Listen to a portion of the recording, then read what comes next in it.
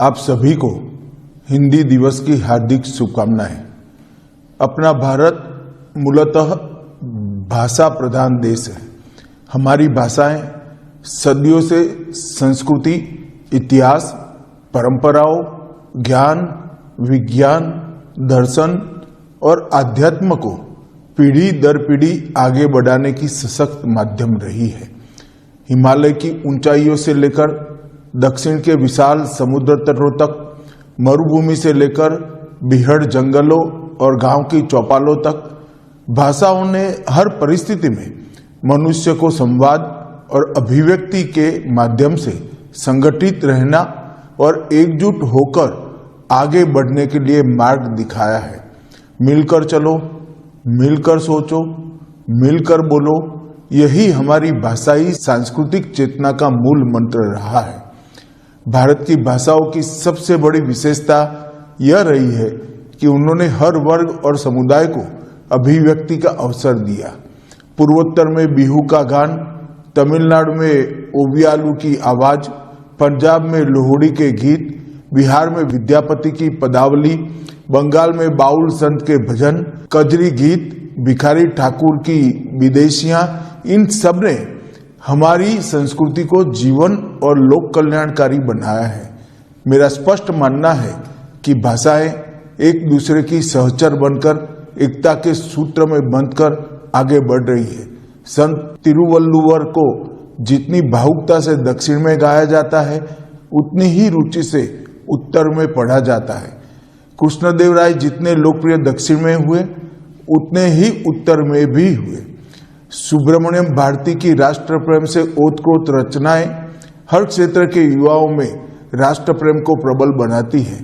गोस्वामी तुलसीदास को हरेक देशवासी पूछता है। संत कबीर के दोहे तमिल, कन्नड़ और मलयालम अनुवादों में भी पाए जाते हैं। सूरदास की पदावली दक्षिण भारत के मंदिरों और संगीत परंपराओं में आज भी प्रचलित है। श्रीमंत शंकरदेव, महापुरुष माधवदेव को हर एक वैष्णव जानता है और भूपेन हजारिका को हरियाणा का युवा भी गुनगुनाता है। गुलामी के कठिन दौर में भी भारतीय भाषाएं प्रतिरोध की आवाज बनी। आजादी के आंदोलन के राष्ट्रव्यापी बनने में हमारी भाषाओं की बड़ी भूमिका रही। हमारे स्वाधीनता सेनानियों ने जनपदों की भाषाओं में गांव देहातों की भाषाओं को आजादी के आंदोलन से जोड़ा। हिंदी के साथ ही सभी भारतीय भाषाओं के कवियों, साहित्यकारों और नाट्यकारों ने लोक भाषाओं में, लोक कथाओं में, लोक गीतों और लोक नाटकों के माध्यम से हर आयु, वर्ग और समाज के भीतर स्वाधीनता के संकल्प को प्रबल बनाया। वंदे मातरम और जय हिंद जैसे नारे हमारी भाषाई चेतना से ही उपजे और स्वतंत्र भारत के स्वाभिमान का प्रतीक बने। जब देश आजाद हुआ, तब हमारे संविधान निर्माताओं ने भाषाओं की क्षमता और महत्ता को देखते हुए इस पर विस्तार से विचार विमर्श किया और 14 सितंबर 1949 को देवनागरी लिपि में लिखित हिंदी को राजभाषा के रूप में अंगीकृत किया। संविधान के अनुच्छेद 351 में यह दायित्व सौंपा गया है कि हिंदी का प्रचार प्रसार हो और वो भारत की सामाजिक संस्कृति का प्रभावी माध्यम बने। पिछले एक दशक में प्रधानमंत्री श्री नरेंद्र मोदी जी के नेतृत्व में भारतीय भाषाओं और संस्कृति के पुनर्जागरण का एक स्वर्णिम कालखंड आया है। चाहे संयुक्त राष्ट्र संघ का मंच हो, चाहे G20 का सम्मेलन हो, SCO में संबोधन हो, मोदी जी ने हिंदी और भारतीय भाषाओं में संवाद कर भारतीय भाषाओं का स्वाभिमान बढ़ाया है।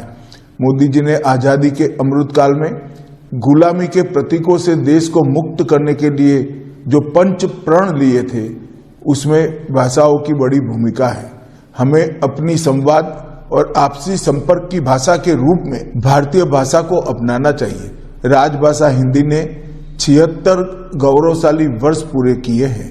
राजभाषा विभाग ने अपनी स्थापना के स्वर्णिम 50 वर्ष पूर्ण कर हिंदी को जन भाषा और जन चेतना की भाषा बनाने का अद्भुत कार्य किया है। 2014 के बाद सरकारी कामकाज में हिंदी के प्रयोग को निरंतर बढ़ावा दिया गया है। 2024 में हिंदी दिवस पर भारतीय भाषा अनुभाग की स्थापना हुई, जिसका उद्देश्य सभी प्रमुख भारतीय भाषाओं के बीच सहज अनुवाद सुनिश्चित करना है। हमारा लक्ष्य यह है कि हिंदी और अन्य भारतीय भाषाएं केवल संवाद का माध्यम न रहकर तकनीक, विज्ञान, न्याय, शिक्षा और प्रशासन की धुरी बने। Digital India, e governance, artificial intelligence और मशीन लर्निंग के इस युग में हम भारतीय भाषाओं को भविष्य के लिए सक्षम, प्रासंगिक और वैश्विक तकनीकी प्रतिस्पर्धा में भारत को अग्रणी बनाने वाली शक्ति के रूप में विकसित कर रहे हैं। मित्रों, भाषा सावन की उस बूंद की तरह जो मन के दुख को और अवसाद को धोकर नई ऊर्जावान जीवन शक्ति देती है। बच्चों की कल्पना से घड़ी गई अनोखी कहानियों से लेकर दादी नानी की लोरियों और किस्सों तक भारतीय भाषाओं ने हमेशा समाज को जिजीविषा और आत्मबल का मंत्र दिया है।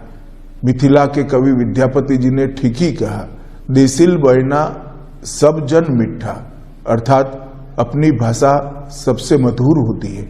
आइए हिंदी दिवस के इस अवसर पर हम हिंदी सहित सभी भारतीय भाषाओं का सम्मान करने और उनको साथ लेकर आत्मनिर्भर, आत्मविश्वासी तथा विकसित भारत की दिशा में आगे बढ़े। आप सभी को एक बार फिर से हिंदी दिवस की हार्दिक शुभकामनाएं। वंदे मातरम।